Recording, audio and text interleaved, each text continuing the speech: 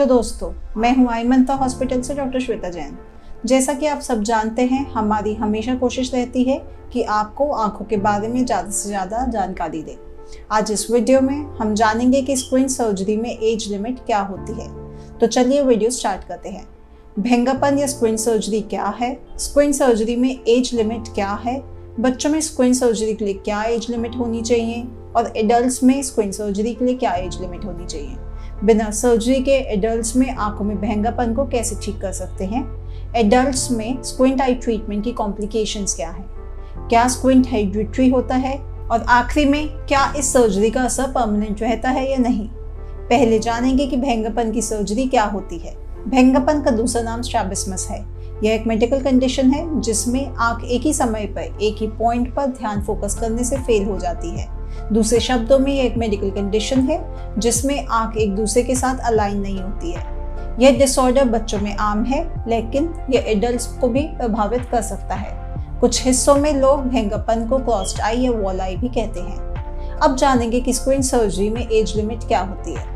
अगर आप भी जन्म से ही स्क्विंट के साथ पैदा हुए हैं तो आपको इलाज के बारे में चिंता करने की जरूरत नहीं है। भेंगापन सर्जरी काफ़ी आसान है और सभी एज ग्रुप के लिए रिकमेंडेबल है। जब कोई डॉक्टर बच्चों की आंख में भेंगापन का पता लगाता है तो माता पिता के लिए ऑप्शन होता है कि वो ऑपरेशन अभी करवाएं या नहीं, क्योंकि बच्चा छोटी उम्र में बहुत सेंसिटिव होता है और बच्चों के ऑपरेट करने के लिए उसको बेहोश करना ज़रूरी होता है, जिसकी अपनी कुछ कॉम्प्लिकेशंस हो सकती हैं। इसलिए बहुत से लोग बच्चे की आंख का ऑपरेशन करवाने में हिचकिचाते हैं।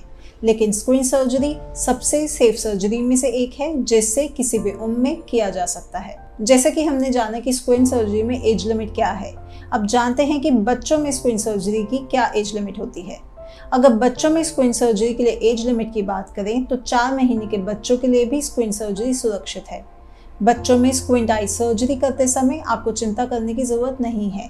यह उनके कॉन्फिडेंस को फिर से रीगेन करने में मदद करता है और उन्हें एक क्लियर विजन प्रदान करता है। जितनी जल्दी हो सके सर्जरी कराना हमेशा एक अच्छा ऑप्शन होता है, क्योंकि इस उम्र में हमारे दिमाग की एडेप्टेबिलिटी एडल्ट्स के कंपैरिजन में बहुत अच्छी होती है। यह उनमें बेहतर बाइनोकुलर विजन इंश्योर करता है। तो अब जानते हैं कि एडल्ट्स में भेंगापन सर्जरी की कोई एज लिमिट होती है या नहीं। एडल्ट्स में भी स्क्विंट सर्जरी की कोई स्पेसिफिक एज लिमिट नहीं होती। स्क्विंट सर्जरी से न केवल पर्सन के लुक्स को एनहांस किया जा सकता है, बल्कि उनके कॉन्फिडेंस को भी वापस पाया जा सकता है। विजन में क्वालिटी जोड़ना और आंखों के अलाइनमेंट को सिक्योर करने के साथ साथ इससे विजन क्लियर करना भी सर्जरी होने का बेनिफिट है। तो आपको चेकअप के लिए डॉक्टर के पास जाना चाहिए, कारण और गंभीरता के बारे में जानना चाहिए और फिर ऑपरेशन के लिए अपनी आई स्पेशलिस्ट से सही समय लेना चाहिए। क्या बिना सर्जरी के आंखों के स्क्विंट को ठीक किया जा सकता है? आई स्पेशलिस्ट अक्सर सिलेक्टेड मामलों में भेंगापन का इलाज करने के लिए various vision therapy programs, eye exercises, prism, eye glasses और अलग अलग मेथड्स अपनाते हैं। सही इलाज करने के लिए सर्जरी को लास्ट स्टेप के रूप में देखा जाता है। तो चलिए आगे बढ़ते हुए बात करते हैं कि एडल्ट्स में भेंगापन आई ट्रीटमेंट की कॉम्प्लिकेशंस क्या हो सकती हैं।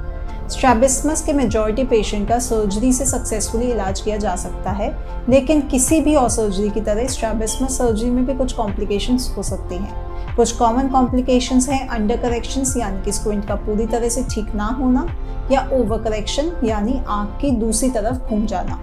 इसके अलावा इन्फेक्शन और आंखों में सूजन कुछ और सर्जरी रिलेटेड कॉम्प्लिकेशंस हो सकते हैं। बट ओवरऑल स्क्विंट सर्जरी एक काफ़ी सेफ सर्जरी है जिसमें कॉम्प्लिकेशन के चांसेस ना के बराबर होते हैं। तो इसके बाद आते हैं और एक अहम सवाल पे, जिसके बारे में काफ़ी लोग के दिमाग में सवाल आते होंगे। क्या भेंगापन हेरिडिटरी होता है? भेंगेपन का अब तक एग्जैक्ट कॉज नहीं पता चला है। काफ़ी केसेस में यह कोई चोट लगने की वजह से, हाई ग्लासेस नंबर की वजह से, नर्व पैरालिसिस या एक आंख में किसी कारण से नज़र के कम होने की वजह से होता है। कुछ लोगों में पर यह फैमिली में भी रन कर सकता है, यानी कि इसका कुछ हेरिडिटरी कंपोनेंट भी होता है। हालांकि इस बारे में अभी तक रिसर्च पूरी तरह से पता नहीं लगा पाई है। आखिरी में जानेंगे कि क्या भेंगेपन की सर्जरी परमानेंट होती है या नहीं। ज़्यादातर मामलों में जहां मरीज की दोनों ही आंखों की नज़र अच्छी होती है, तब सर्जरी के बाद आंख अलाइन होने की वजह से दोनों आंखें एक ही डायरेक्शन में फोकस करना शुरू कर देती है और स्क्विंट परमानेंटली ठीक हो जाता है। बट अगर हम बात करें ऐसे केसेस की जहां एक आंख की नज़र किसी भी कारण से काफ़ी कमज़ोर है और उस आंख से चश्मे के बावजूद साफ नहीं दिखाई देता हो, तो सर्जरी के बाद भी अलाइनमेंट के बावजूद आंख साथ में काम करने में असमर्थ रहेगी, जिससे कई बार स्क्विंट वापस आ सकता है। बट अगर कमज़ोर आंख में थोड़ी भी विजन है तो उसको एक्सरसाइज करने से ये होने से रोका जा सकता है। तो दोस्तों, मुझे उम्मीद है कि ये वीडियो आपके लिए काफ़ी इन्फॉर्मेटिव रही होगी। अगर आपको ये वीडियो पसंद आई हो तो नीचे दिए लाइक बटन को ज़रूर दबाएं। साथ ही आंखों पे इस तरह के और अपडेट के लिए हमारे चैनल को सब्सक्राइब करना ना भूलें। इस वीडियो में इतना ही, लेकिन ऐसी कई और इन्फॉर्मेटिव वीडियो के साथ आने का वादा करती हूँ। धन्यवाद।